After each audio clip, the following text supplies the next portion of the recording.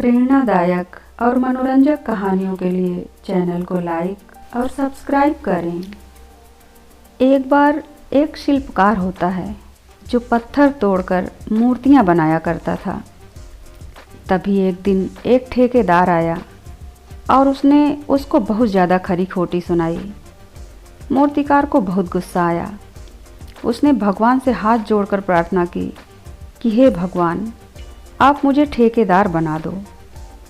भगवान ने उसकी सुन ली और उसे ठेकेदार बना दिया। अब वह शिल्पकार ठेकेदार बनकर खूब रौब झाड़ने लगा। यह सब हो ही रहा था कि वहाँ मंत्री जी आ गए।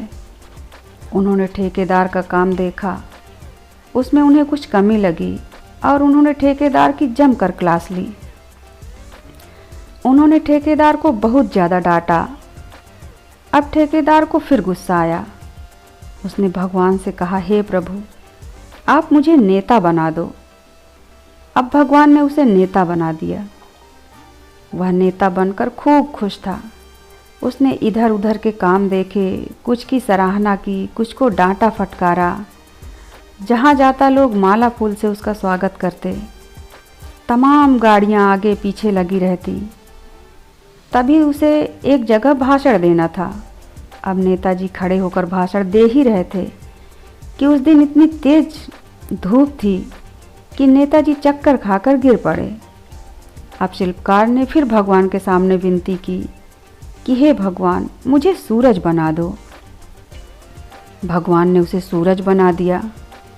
उसने चमकना शुरू किया, अपना तेज दिखाना शुरू किया। लेकिन वह देखता है कि नीचे एक किसान है जिसे सूरज की आग बरसाती तपन से भी कोई फर्क नहीं पड़ रहा है। सूरज ने और गर्मी बढ़ाई, लेकिन किसान को कोई फर्क नहीं पड़ा। वह अपना काम करता रहा।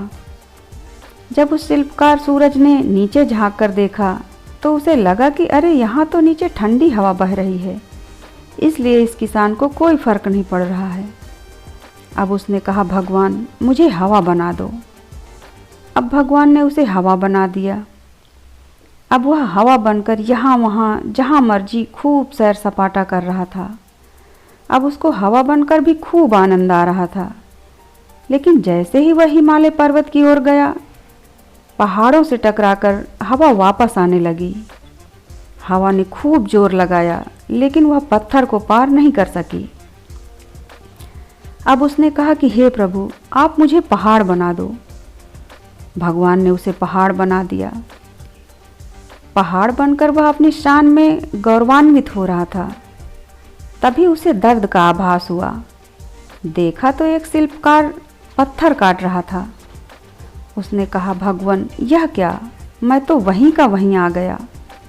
भगवान ने कहा, मेरी बनाई हुई हर रचना अपने आप में सर्वश्रेष्ठ है। यह तुम्हारी भूल थी कि तुमको कोई और बड़ा लग रहा था।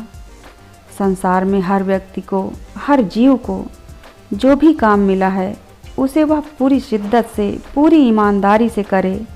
वही सबसे बड़ा है, वही सबसे अच्छा है, वही सबसे श्रेष्ठ है। धन्यवाद।